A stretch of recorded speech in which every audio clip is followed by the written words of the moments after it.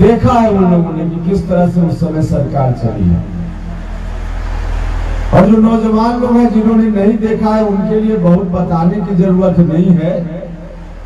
खुद भी अंदाज लगा सकते हैं कि मुख्यमंत्री लगभग 15 साल लालू जी रहे, जब अपना बेटा को 9वीं से आगे नहीं बढ़ा पाए तो स्कूल की क्या उस समय स्थिति रही होगी, आप अंदाज कर सकते हैं। लेकिन कोई बात नहीं, उनका बेटा तो नहीं पढ़ा लिखा तो भी खरबपति बन गया, बिना कमाए खरबपति बन गया। मुख्यमंत्री थे लालू जी, क्या उद्योग चलाते थे उस समय, कोई बिजनेस करते थे, व्यवसाय करते थे, क्या करते थे, नौकरी करते थे, क्या करते थे, कहां से पैसा आया? उनका बेटा पढ़ा लिखा नहीं, 9वां में जाकर रुक गया या 8वां ही में रुक गया, 9वां में पहुंच नहीं पाया और खरबपति बन गया। कैसे बन गया? आपकी वोट की ताकत को लेकर इस्तेमाल अपने घर की तिजोरी को भरने नहीं किया, इसलिए बन गया। आपके बाल बच्चों का ख्याल नहीं किया, अपने बाल बच्चों का ख्याल किया।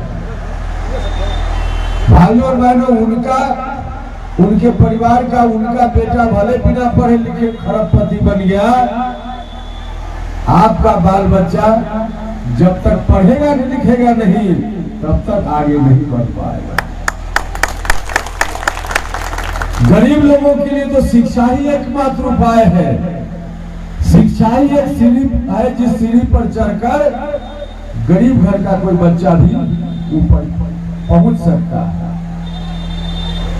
सबके मन में अब सपना होता है कि हमारा बाल बच्चा भी डॉक्टर बने, एसपी बने, कलेक्टर बने, इंजीनियर बने, बड़ा इंसान बने। किसके मन में यह सपना नहीं है?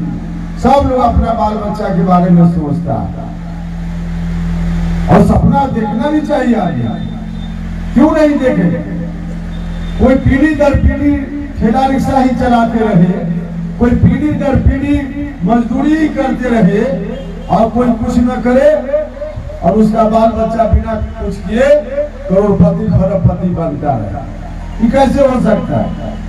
सबको मौका मिलना चाहिए समाज में, सबको मौका मिलना चाहिए। सब लोग यदि सपना देखते हैं, गरीब घर का कोई नौजवान हो या अमीर घर का छात्र नौजवान, अगर आगे बढ़ना चाहता है, ईमानदार तरीके से आगे बढ़ना चाहता है, तो उसके लिए पढ़ाई लिखाई के अलावा कोई उपाय नहीं।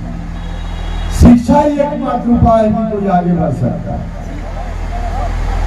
भाइयों और बहनों, जिनके पास पैसा है, अगर इस स्कूल में पढ़ाई अच्छी नहीं हो रही है सरकारी स्कूल में, तो उनको नहीं फर्क पड़ता है। पैसा है जेब में तो अपने बच्चों को प्राइवेट स्कूल में पढ़ाएंगे। गरीब आदमी कहाँ जाएगा? गरीब आदमी तो उन्हीं सरकारी विद्यालयों में, जिन सरकारी विद्यालयों में खिचड़ी पकाना खिलाना जरूर चलता होगा, पढ़ाई लिखाई तो पूरे तौर पर चौपट नहीं है। कहीं पढ़ाई लिखाई 30 साल में 15-15 साल में इन लोगों ने चाहा होता तो बहुत कुछ हो सकता। 30 साल कोई कम समय नहीं होता।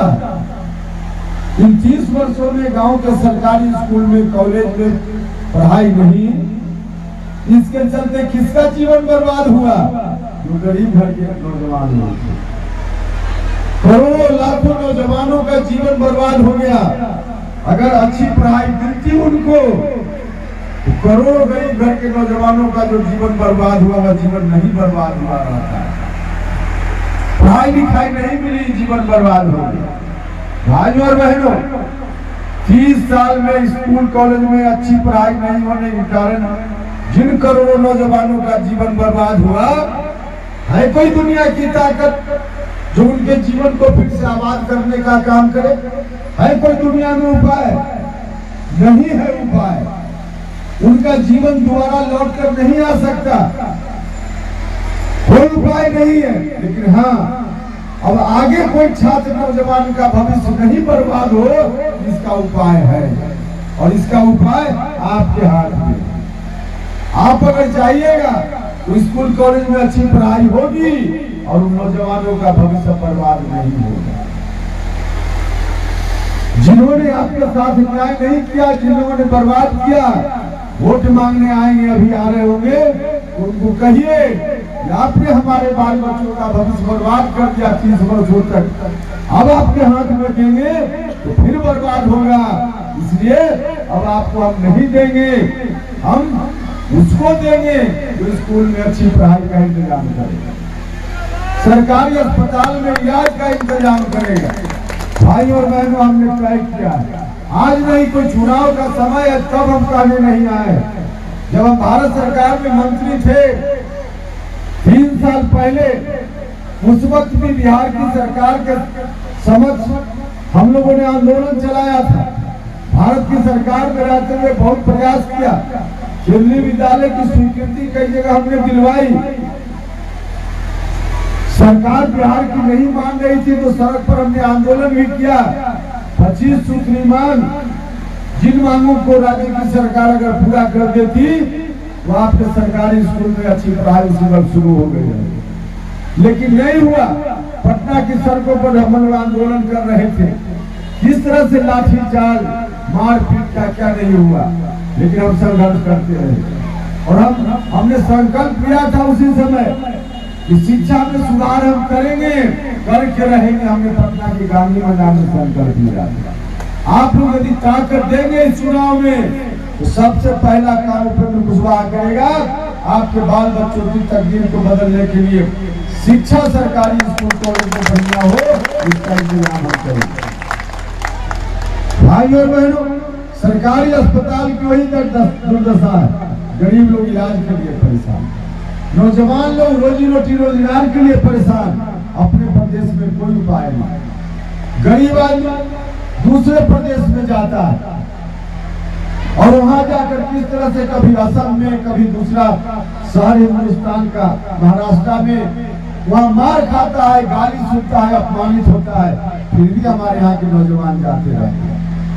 पापी पेट का सवाल है, क्या करेगा, यहाँ कोई उपाय नहीं है, इसलिए वहां जाता है।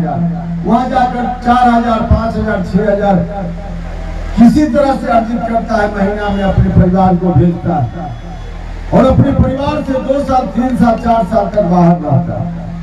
भाई और बहनों, बिहार के लोग किसी भी राज्य में चले जाइए, किसी भी शहर में, हिंदुस्तान में कहीं चले जाइए, बिहार का नौजवान मजदूर वहां रोजी रोटी ढूंढता हुआ आपको मिल जाएगा। लेकिन उन राज्यों का कोई नौजवान, कोई मजदूर आपके यहाँ नहीं मिलेगा रोजी रोटी ढूंढते हुए, इसलिए उनके लिए वही इंतजाम है, आपके लिए, आपके बाल बच्चों के लिए इंतजाम नहीं है।